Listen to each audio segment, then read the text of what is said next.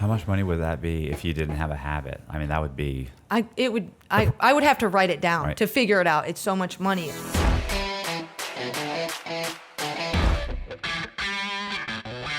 Hey, this is Matt Cox, and we're doing a video on, or a podcast on Andrea Carswell's story. I say it right? Andrea? Yeah. Andrea, yep. okay. Andrea Carswell. Yep. Okay. So, and so that's it. So I'm sorry. I mean, I just don't know much about the story. So okay. I know you were on Doc. You were on. I always say. I'm going to tell you this too. I don't know if I mentioned this the other day. Mm-hmm. I always say Doc TV. Mm-hmm. A lot of people, I think, read it that way. Yeah, but he always says DOC, and I was like, bro, why do you say DOC? He's like, Department of Corrections. Like, why are you saying Doc? And I was like, because I thought like maybe that was your nickname. He was like, what are you, nuts? And I was like, no, I really genuinely have felt this whole time, like probably in prison, his nickname was Doc. Yeah. A lot of people, I think, read it Doc, but yeah, it's DOC. So anyway, Florida Department of Corrections.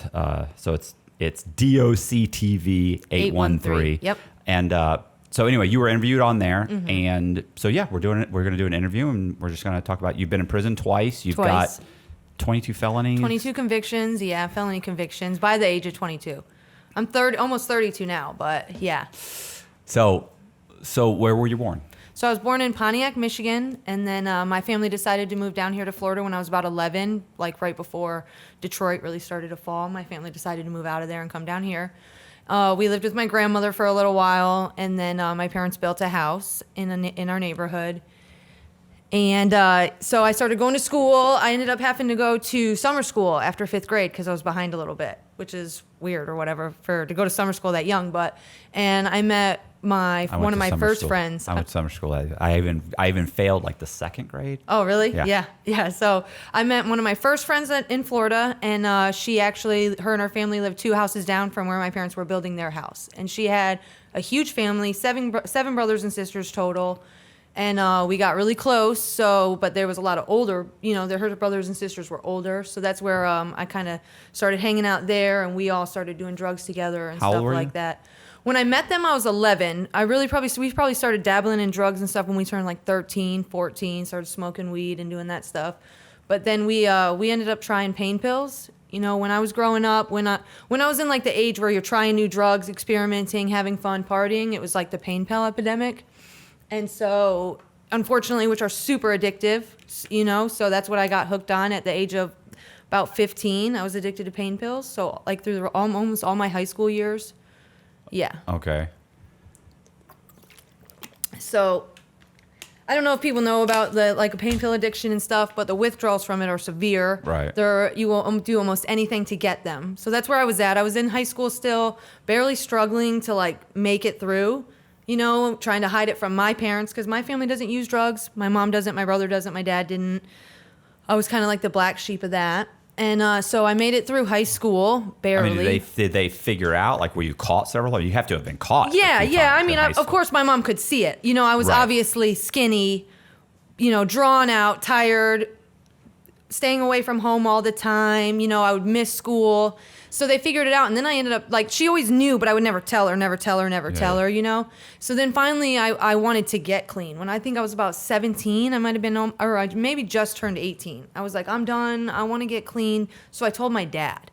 And my dad was like, well, we knew something was going on, whatever. So then when my mom got home, I told her. And my mom actually worked for pain management. She has her whole life. She does medical billing, but she's worked for a pain management doctor. So when I told my mom what pills I was using, she immediately knew the problem and immediately knew how serious it was. And I tried to use, she took me to one of her doctors, and I tried to get off of pain pills with Suboxone. Right. And Suboxone, that's huge in prison. Then guys get out. They'll get addicted to Suboxone. Yeah. So when I started taking it, it was still in a pill. They didn't have they have strips now. They didn't have those. It was still a dissolvable pill, and it was super expensive. They were I think they were $14 a pill in the pharmacy, which is at the time oxycodone, Roxy's were $1 in the pharmacy, 80 cents. So that's one of those things with society. It's what the fuck. Who's going to get off pain pills if their pain pills are only 80 cents if they have to pay $14 for a pill that's not going to get them high? I never got high on Suboxones.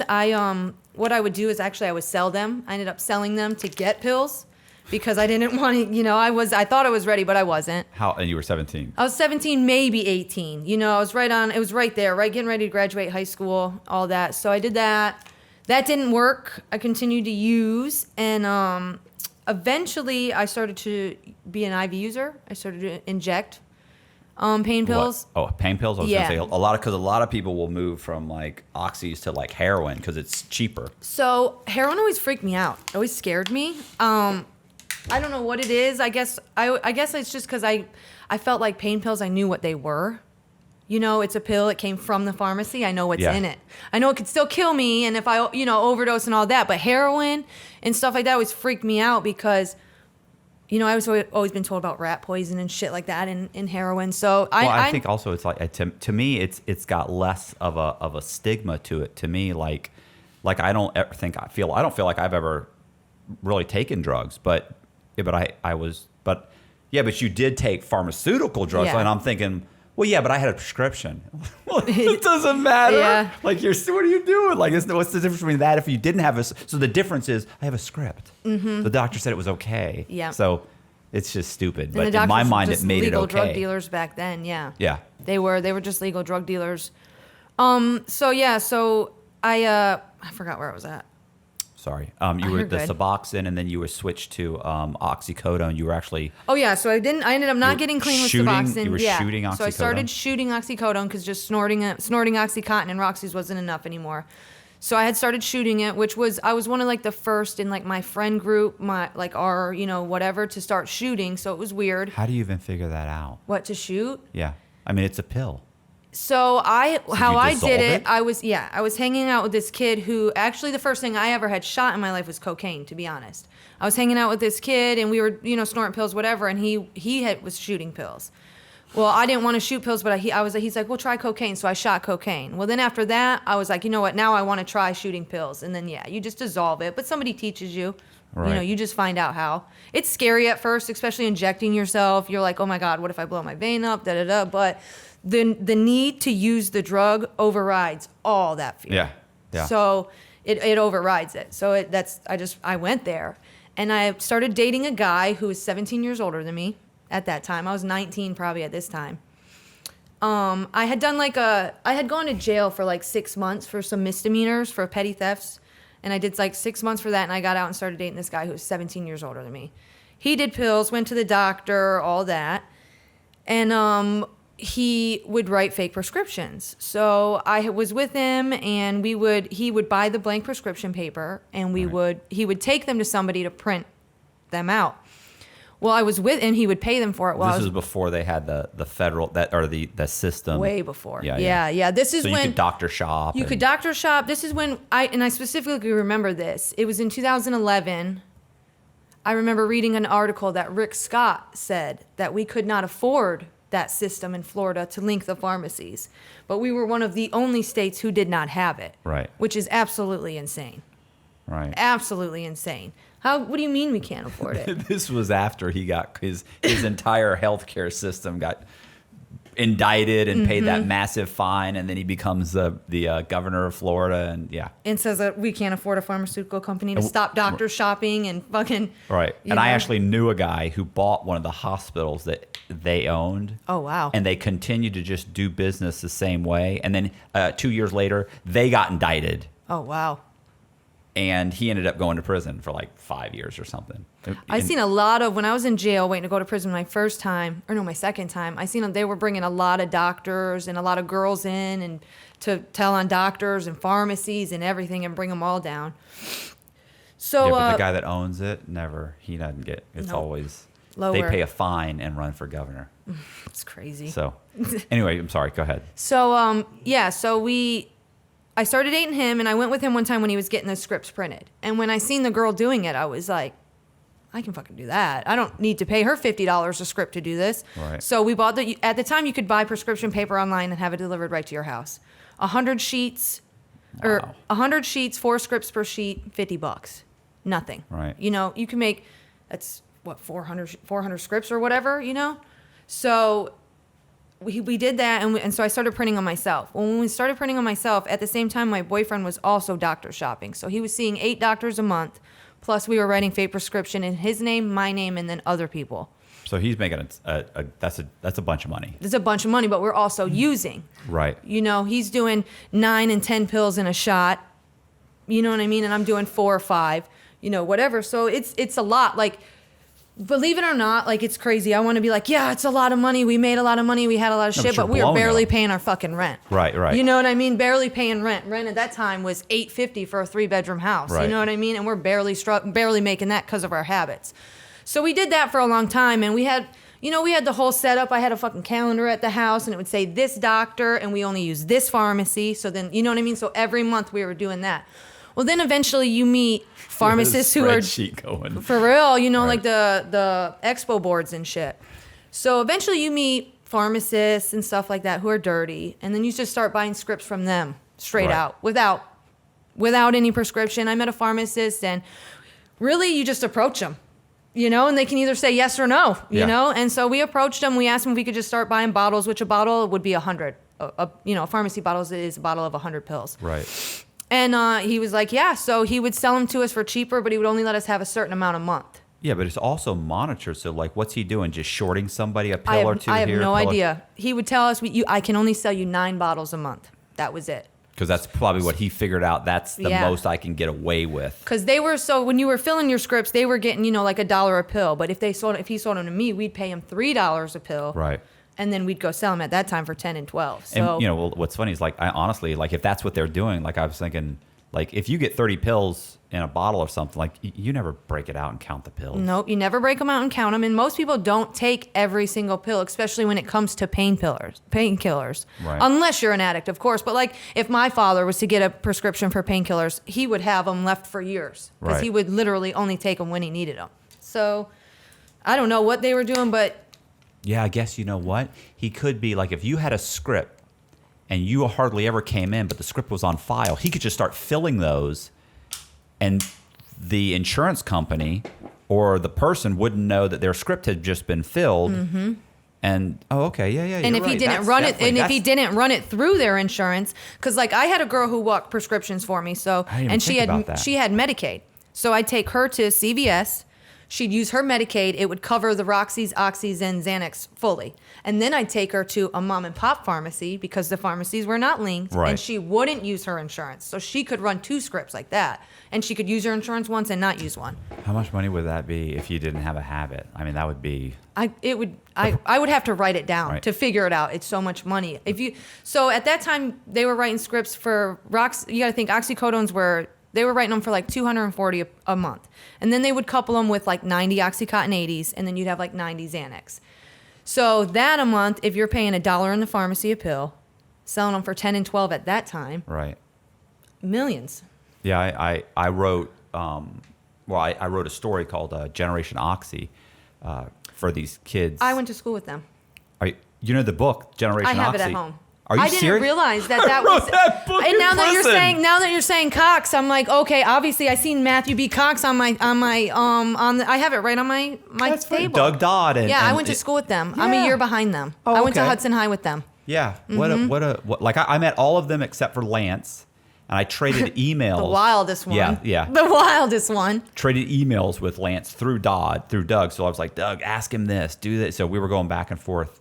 But yeah, I wrote that. And I also wrote another story called Pain, which is there's a guy named Derek Nolan.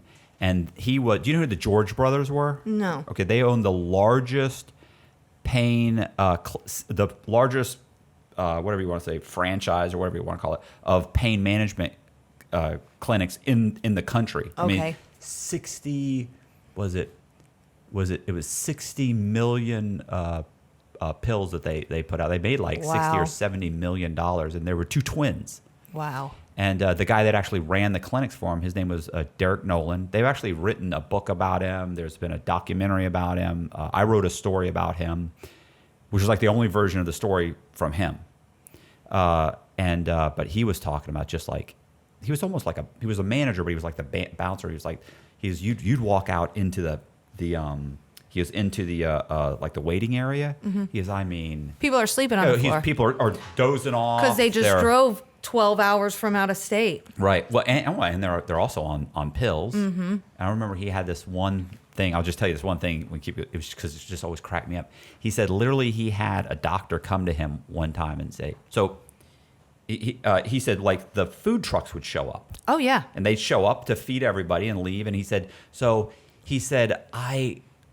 of the doctors came to him and said, listen, Derek, I've had multiple people I've had like 4 or 5 people in the last 2 or 3 hours that have come in to get their scripts, and they've got like brown spots on them. It's not bruising. It's like dirt or something. I don't know what it is. Like, I didn't want to say it, but it's like 3 or 4 of them. And he goes, really? He goes, what is it? And he's like, I have no idea. He goes, I'll check. So he goes into the visitation room, and people are eating ice cream. And falling asleep. And they're falling asleep and hitting the ice cream. He goes, and they would wake up, they'd be like, and they'd walk in with a big... Oh my big God. I brown can totally see it. I totally see it. I've seen it. I've seen shit like that before. Yeah. He used to call them zombies. They were, because like at that time, they were calling them pill mills, obviously, because they were seeing groups of people. Instead of, you wouldn't just go in and have a conversation like with this to the doctor. They're seeing 10 at one time. Is everybody okay? Okay, here's everybody's scripts.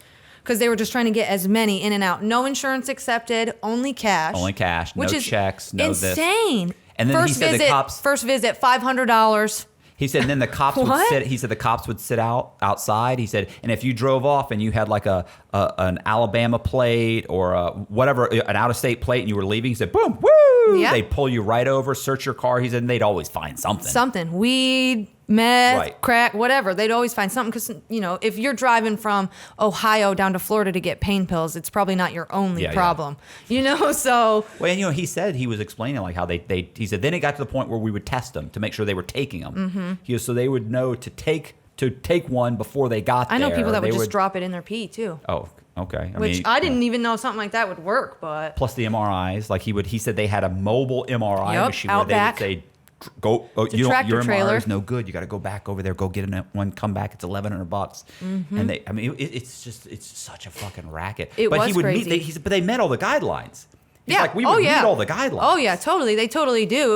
It was just how like the guidelines were so. It was at that time where I think like law enforcement and all that hadn't caught up with what was happening yet. Because of course they were meeting the guidelines, but you can only put so many guidelines out there. All you have to do is get over it. Mm-hmm. If you just get around it. So I have to do this one thing. Yes. Okay. Well, I did it. Great. Give me my pills. And then when they stopped you couldn't be out of state anymore, then they started getting out of state or in-state IDs. Like I was letting people I would take people and let them use my address to get a Florida ID to go to the doctor down here. Because that, you know what I mean? Because they were like, okay, no more out of state. You got to go, whatever. We don't take out of state patients. People started losing their fucking mind. So it's terrible. But yeah, I went to school with Doug Dodd and them. They were a little bit older than me, but I definitely read the book. My mom's read the book. Seriously, that's awesome. That's pretty cool, bro. But, Tommy, the Generation Oxy. He wrote the book. I have it at home, but I didn't realize Matt Cox was Matt Cox, I guess. I didn't put it together. You know what I mean? That's I didn't put it together cool. that he was the one who had read the book. I'm excited about that. That's like the first time. It was awesome. Yeah. It was an awesome book. I think it was great. It's funny because some people, like the way that some people are described in the book, I know exactly who they are without their names being named. Like a friend of mine, I'm not even going to say her name, but yeah, I knew exactly who they were talking about. Doug, how he described her. It was perfect. It was an awesome book. Yeah, it was wow, what a pain in the ass Doug was. To deal with. I mean, this kid was just first of all, he followed me around for like a week because I'd written another book from a guy named Ephraim Deveroli. Mm-hmm. And Ephraim Deveroli is Jonah Hill. He's played by Jonah Hill in the movie War Dogs. War Dogs, okay. So I'd written his memoir. And so Doug had read parts of it because he was like, their cells were close to each other. So then Doug came and he was like, bro, you got to write my book. You got to write my book. I was like, bro, you don't even have a fucking story. And I kept like brushing him off. And he was like, what are you talking? You don't even know my story. I'm like, well, you're doctor shopping. Like if I want a doctor shopper, I'm like, I could throw a rock and bounce off 10 guys, right? That 100 guys, because Coleman had a huge turnover too. So you're not talking about the same 1,800 guys. You're talking about 3,000 new guys every year are coming through. So I was like, it's not that big of a deal. I was like, bro, you don't even know what it is. And I was like, and I remember thinking, you're right. Opportunity knocks very softly sometimes. So don't be a dick. Listen to him. So I listened to him tell the story. And as he was telling the story, I thought, that's really not bad. It's not a bad story. Like there were some pretty cute things that I thought, you're not gangsters. You think you're a bunch of soft white kid that think they're tough guys, but you're not. You're really just a bunch of white trash guys that were grown in trailer parks and this and that. What's so funny is I said, look, okay, here's what I'll do. I'll write a synopsis. And if I can get some reporters interested in your story and get you into a magazine, like, I don't know, I said like Rolling Stone or something like that. I said, then I'll write the book. And he's like, bro, you think you can do that? I'm like, I don't know what I can do, bro. I'm in fucking federal prison. I got 20 years to go. I got plenty of time to see what I can do. Yeah. So I wrote a bunch of letters. I got a reporter involved, and he put the story in Rolling Stone magazine, and we sold the book and optioned the film rights to it. And I wrote his whole book. But this kid, when he first came to me, he was begging me to write it. And at one point he goes, bro, I'll give you half of everything, bro. And I go, that was always going to happen. Like, you're not giving me something that wasn't like, you're not offering me something that's like, wow. Yeah. Like, what are you thinking? I'm writing it. Right. What? And he's like, no, bro, come on. So I said, okay, we'll write it like this, write it like that. And what's funny about that is when he started reading what I was writing, because I'm taking an outline and I'm writing it in first person because it's a memoir. It sounds like he's writing it because he can't write his own book. Yeah. So I'm writing it, and as we're going through it and I'm writing it, he's like, bro, that, honestly, you got to change some of this shit. And I'm like, like what? It's like you basically say that like we're a bunch of like trailer park trash guys or white trash. Like I even named one of the chapters upper class white trash. I mean, and he was like pissed off. And so I said, and I went, he was like, well, you make it sound like I grew up in a trailer park. And I went, but he did. but you did. Yeah, I said, we grew up in Hudson. Right. I went, Doug, Hudson's almost all trailer parks. It's a lot. And he's like, no. And I went, okay, this one story I told, where did that happen? Well, yeah, that was my buddy's house. I go, was it a house? He's like, well, no, it was a double wide trailer. I said, it was a double wide. What about this story? Where did that happen? Well, man, that was a single wide. Okay, what about this one? Where did that guy live? Well, he lived in a trailer. It was a trailer park. It was a trailer. What about this? So I named like 6 stories, and I said, Doug, where were you raised at this time? He's like, well, I was living there with my mom, and I go, was it a house? He's like, well, no, it was a trailer. I go, okay, but I haven't always lived in trailers, and I get that, but let's face it. Yeah, it's beginning where it began, though. Right, but see, people can't see themselves as themselves. They have a hard time accepting themselves. Right. By the end of the book, when he's read it, he's literally, guys would be like, bro, what's up with your story? I mean, Cox is walking around, he's writing your story like what's so great about your story? And Doug turns to the guy and goes, I mean, nothing, bro. I mean, we're just a bunch of trailer park kids, growing up and selling pills, man. And I looked at him, and he was like, he was like that, like, because I was like, literally, nice, it's perfect. Good. Reading that book, if you were not from there, reading that book, it describes it perfectly. You get the picture perfectly. Yeah, he owned it though. It's so much better to own it. Mm-hmm. And he did. By the end of it, he owned it. He was great. And that's what story. Made it is his story. It is. It's a great story. Mm-hmm. There's nothing embarrassing about where you came from. Nope. So what? Doesn't matter. And like Lance and Landon and them, they were like the kings anyway over there anyway. Right? They had more money. And they grew up in a trailer. Mm-hmm. And they were like big dogs. Their parents got them out of everything. Listen, they were. Huh? They owned a homeless shelter. Yeah. But not just that. Like listen. Was it Landon? Landon's older. So what? Okay, no, the middle one. Lance. Who was the oldest? I think Landon's the oldest. Lance is the youngest. No, the oldest guy. I met him. I'm talking about the. It was Landon. No, there's a third brother, but the one that I met he was an amazing athlete. The black guys, like they had like a relay. They had races. They did. He was killing everybody. And I mean, the black guys were calling him the White Knight. They were like, that fucking white boy. Like Was it Richard? Yeah. Was it Richard Sullivan? No. Not Sullivan? It wasn't Richard. Richard was the one that went to California to try and be like a porn star, right? So yes. It wasn't, yeah. Yeah, that's Richard, yeah. You gotta love that. Yeah, he's back now, but yeah, right. Yes. So, I forgot about that. Yeah. This was one of the brothers. Yeah. But he was like a great, he got his tooth knocked out. Remember he got his tooth knocked out. I'm trying, because I didn't know Landon because he was older. So Lance went to school with me, and I'm trying to think it was who their older It was brother definitely, was. it was Landon. They have an older brother, but he was barely even in the story. Yeah, I can't, But I don't know. I'm sorry, I got off track because I'm it's excited okay. because it's about me. Yeah. So anyway, you were saying, it's a good story. story. It is a great story. It really is. And you grew up there. That's great. I don't know. I'd have to ask Amanda and I them. don't know. I have the book around here somewhere. Yeah, definitely. So wait, how old were you when you're actually writing the scripts at this point? So I had to have been like 19, I guess, because Yeah. I would have went to jail, did my little 6 months, and got out. So I had to be about 19, maybe turning 20. And the going to jail for 6 months, that's the That that's was for just petty thefts. But I was, stealing to use pills and Yeah, stuff. yeah. My boyfriend at that time, before my boyfriend with the scripts, had gone to jail. And so I was like, oh, how am I going to support my addiction now? I'm not working, because who works when they're, that far into an addiction? Right. It's almost impossible. Right. So I wasn't working. I didn't have anybody that was providing me pills anymore. So I started stealing all the time, and that's what I started doing. And yeah, we didn't go to jail the first time, didn't go to jail the second time. Then the third time, of course, they went to jail. Yeah, they get tired of it. Yeah, so then they gave me, it was like, I had been in there for like a month, and they offered to give me like, can't remember, it was like 2.5 years probation. And I was just like, what? And my lawyer was like, I could get you 6 months in here. So I was like, let's just do it. And I was a trustee, I was out in like 4 or whatever. So that was easy. So you don't want to do 2.5 because you can't, you basically have to take piss tests. Yeah. And misdemeanor probation was really easy, but I had already been on it and violated it with another petty theft. So I was like, I don't want to do it. I've already been in, I got 2 months in. I only got to do like 2.5 more months, whatever. So Right. I just did it. And, of course it wasn't enough. It wasn't anything. It was a joke. I was a trustee. I did laundry, got special treatment, all that shit. So it was nothing. I got out, started dating the dude that was 17 years older than me. And then we were writing the fake scripts.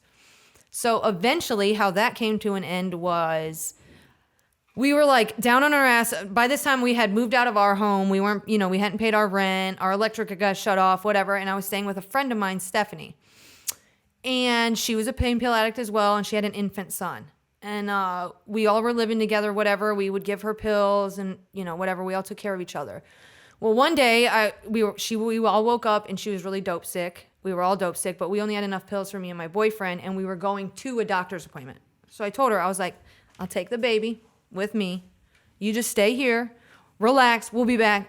It's just a follow-up visit, in and out. We'll be right back. Come down, we drive down to Pinellas County, go back. By the time we get back, when Right. I have And her you- son with me, Okay. my house appears to have looked like it was robbed, but it wasn't. The only thing missing was my laptop with my script formats on it that she turned into the pawn shop. Right. So when she sold it to the pawn shop, because she sold it to them, she didn't pawn it. So when she sold it to them, they immediately went in there to clean it out and seen script formats on there and called the cops. So then the cops were looking for her for a few weeks, and they eventually caught up to her, and she told on us, and that's how it all came down. That's how that came down. Yeah, that's how that came down. So we found out. How much time did you? They came in, they arrested you. Did they call you nicely on the phone and say, "Would you please come by the?" So I had seen that she had got busted. So I already knew. I was like, she's oh, missing fuck. the good parts. She's like, so then no. Okay, so They didn't knock on the door and say, "Hey, listen, No. it's a misunderstanding." So they so she I knew she got busted or whatever and arrested. I was like, great, she's probably gonna fucking tell on us, whatever. But we didn't really know for sure that she told on us. We didn't at this time. I didn't even know. I already, the moment you said she got busted, she's on drugs. You're telling, like, Yeah. I got to get out of this. So at this time, I didn't even know yet about the pawn shop yet, though. Like, I didn't know they were the ones who had called the cops. I thought she had just somehow got caught. Like, did you realize, like, when you came home, did you realize, like, did you know immediately, like, she's telling you the story and you're like, oh, okay, but you're No, really I knew thinking, immediately oh, it was bitch, her. you sold it. Oh, yeah, because I knew it was her, because if somebody robbed my house, I had plenty of other things to rob. Right. My printer was sitting right next to it. Right. She didn't take that. They didn't take that. I had just like a fire safe that you would keep your paperwork in my room. Right. Full of jewelry. You literally could drop it on the ground and it's going to bust open. Anybody who's robbing a house is going to check. I don't care if you think it's paperwork or not. You're checking that little safe. So there was guns in the bedroom. You know what I mean? There's TVs there. She just dumped drawers and shit to make it look like somebody went through it. But the only thing missing is some cheap ass laptop. Bullshit. Right. Bullshit. So I knew it was her immediately. So she took her son. She left. We ended up going different ways, whatever. She gets busted, goes to jail. So at this time, I still didn't know that the pawn shop was the one who had called the police and all that, and that's how they found her. I thought that maybe they had investigated a pharmacy, seen that her scripts that she had been walking for me were fake or whatever. So she tells on us. Me and my boyfriend at the time were going to one of his doctor's appointments. It's in Tampa. We get there. I'm sitting out in the waiting room. He goes in. He comes back out. He's like, we got to go now. And I'm like, what? He's like, we got to go now. We get in the car, we leave. He tells me that they had him in the back. He was sitting in the back waiting for the doctor for about 10 minutes, 15 minutes. And then one of the nurses or whatever comes in and says, hey, look, Pasco Sheriff's Office was here inquiring about you. They told us when you came back for your visit to call them to come because they need to see you. They need to come get you. We called them. We've been waiting. If you want to go, go. That's what they told him, so he went. They're investigating you for trafficking, is what they said. We can't see you. You have to leave. Trafficking pills. Pills, yeah. Like distribution? Or Yeah. it was Like trafficking. Drug trafficking. Drug Okay. trafficking, because at that time, the law on trafficking was just how many pills you had. You know, like if you had, I can't remember the count. Weight. Yeah, it was by weight. So if you had so much weight in pills, it was considered trafficking, whether you were making a deal or not. right. It just if you had that much weight on you, it's trafficking. It's just the term. I mean, the term trafficking to me, look like in the feds, like they have certain terms they use. In the state, they like, for instance, you would never get charged with running a boiler room or conspiracy to run a boiler room in the feds. Like they don't have, that's not a charge. It would be, you know, they have like it would be wire fraud, or it would be mail fraud, or it'd be financial institution fraud. Like they have different names for it, even though you're running a boiler room. But then in the state, if they charge you, they actually have a charge called, you know, like conspiracy to commit, you know, or to run a boiler room. Yeah. And so the same thing with trafficking. Like you're saying trafficking in the feds is distribution. Yeah, it is. That's what I mean by state too. They just like, so it'll be his would have been trafficking and controlled substance. Okay. And then, you know, and then they would have put the amount. If it would have been cocaine, trafficking cocaine. 14 grams. Right. You know what I'm saying? So the 0 to 4. But it is means 3 or distribution. mandatory. I was just gonna say that. How bad is that? How bad? Like how? It used to. So when what year was that? Like 2000. And this is him. 11. This is just him. That's just They him. don't know you're there. So it's maybe the same thing for you. I wasn't seeing doctors. Right. I didn't have an MRI. But is it the same thing? Like, is that what happened later? They were also looking for you. Yeah, they were also looking for me. So so they tell me he's being investigated for trafficking. So we leave. So how did he even get arrested? Oh, at another doctor. Wait, no. How did Michael even get arrested? Court. Okay. So then we're on. Okay, so now we know that the cops are looking for us for trafficking. So we're like, whatever. We're not going to call them and say, Right. let's come talk to you, because obviously we Let's know work they have this out, some like, type we of can evidence. call They this were out, at yeah. one of his doctors. We're not gonna They have a cup. they were at one of his doctors, so they have some type of evidence. They know what he's been up to. So Yeah, we're what's just. the evidence? They've got the girl, and they do have the laptop. And The if laptop's yours. But the laptop was mine, but it has all these scripts on them, which are fake scripts, but they all mimic real doctor prescriptions, which I was copying from his real doctor visits. So they're going there, and they go there. They check with But them. also, They've got she, the whole I believe, connection. when she told them, like, you know, Andrea Carswell and Michael Nolan. Oh yeah, I'm sure. Is who I've No, been living with. I know that. So, But that's still just her word. yeah. So then, but if they go in to investigate and yeah. see, you know what I mean, and then they look at CVS and see that Michael Nolan, Andrea Carswell, and Stephanie were running these scripts, they're all fake. Right. And the then- doctor didn't write them. We talked to him. He yeah, didn't write the them. doctor didn't write She's them. got the stuff on her software. She puts it together. Okay. I mean, yeah, it's pretty. You have an issue. It's But an the issue. laptop, mind you, the laptop didn't have anything to prove it was mine either. Right. So they couldn't prove that the laptop was mine. They just informed them to go find her. Yeah. Which all worked out for them. Yeah, So you're of course. still done. Yeah. You're doomed. So, yeah. so we're, you know, just me and Michael continue to do our same thing. We're living the same. We're just, you know, one less doctor now because they won't see us. You know what I Right. mean? Is how we think it's going. So he is at the time going to court for a misdemeanor, like driving unsuspended, something really stupid. He's been to prison before, and it was really dumb, but he was going to court for it. And he ended up taking a 60-day plea, which now, looking back, why the F would we ever go and Well, take why a would you- 60-day plea? Why would you go to court? Knowing they're looking- Did but- you not have that discussion? Like, do you think maybe there's a warrant out? They're looking for us, and I'm they're going to trying- know we're going to be Dude, at this court? is like fucking 11 years, 12 years ago now. I'm trying to remember like the series of events of how it went down. I remember though he went to court. He took a 60-day plea because then after he was in jail for a week is when they came and charged him with trafficking, talked to him, and asked him where I was. Right. So Yeah, I was going to say. I just can't remember what the fuck, because I remember going to the doctor, them looking for him for trafficking. Then he went to court for the misdemeanor. He took 60 days in. Yeah, that's how it went. He took 60 days in, and then after he was there a week, they came and hit him with 3 counts of trafficking, a few counts of obtaining controlled substance by fraud. That's, you know, getting fake scripts, using fake scripts. And then he had called me from jail and was like, hey, you know, they're looking for you, asking where you're at. I was staying at some house that somebody was letting me stay there, you know, with fucking rats in it and shit, you know, that thing, because had nowhere else to go. I couldn't be at my parents' house with cops looking for me. I was so strung out on the needle. It was ridiculous. I was barely making it. And that's where the cops ended up finding me. In the house? In that house.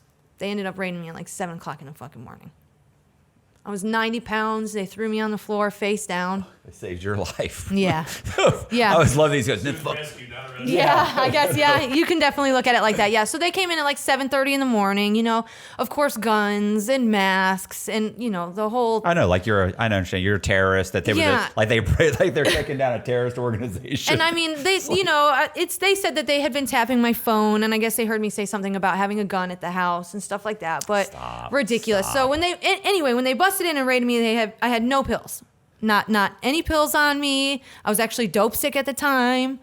All they found was a bag of like used needles, you know, and my empty prescription paper that I was technically allowed to have at that time. It wasn't illegal to have. So they took me to jail, and it was just like they charged me with 3 counts of trafficking. They charged me with obtaining controlled substance by fraud, and then I had some like dealing stolen properties that was just like pawn and stolen shit. And it was crazy because I was like, how are you charging me? The way she says it. She says, you know, like if I had a dime for every time I fucking deal stolen property. Like everybody, you guys. You know what that is. Yeah. Okay, so I went to fucking jail. I remember being like, how am I being charged with trafficking? Like, first of all, you didn't even catch me with a pill on me. You've never caught me with a sale, hand-to-hand sale. How am I being charged with trafficking?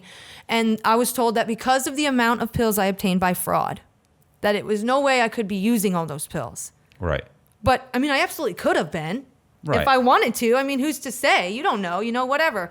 You'd have to have a massive tolerance. You'd have to be. But if you think about like the scripts that are in my name, you know, like the scripts that are in my name, I could have easily used those. I want to be on your side.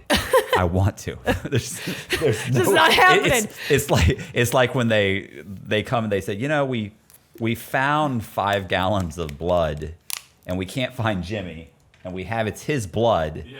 And they're like, we're going to charge you with murder. How? You don't have a body? Because he can't live without this much blood. So, you know, I hear you. But yeah, sorry. Yeah, so so they charged me with trafficking, which I didn't get because I was like, I didn't, you know, whatever. And I ended up beating the trafficking. They ended up dropping them. Or they administrative count closed them, whatever the hell that means. Right. They like pretty much told me. So that you pled. So in order to get you, like it's a plea, right? You took a plea. No, it wasn't you a went plea. To trial? No. They administrative count closed is this is what they told me. They said they closed it, but they can reopen it at any time if they ever found new evidence to support the trafficking charge. Yeah. Which I'm like, well, you're never going to do that. So of course I accepted that. I took my I had like. I want to say like 8 obtaining controlled substance by fraud and 4 dealing in stolen property. So I had never been on felony probation in anywhere in my life. These are my first felonies I ever got. I was 19 years old when I was arrested, 20 when I was getting sentenced. And my first offer was 5 years in state prison. And I was like, what?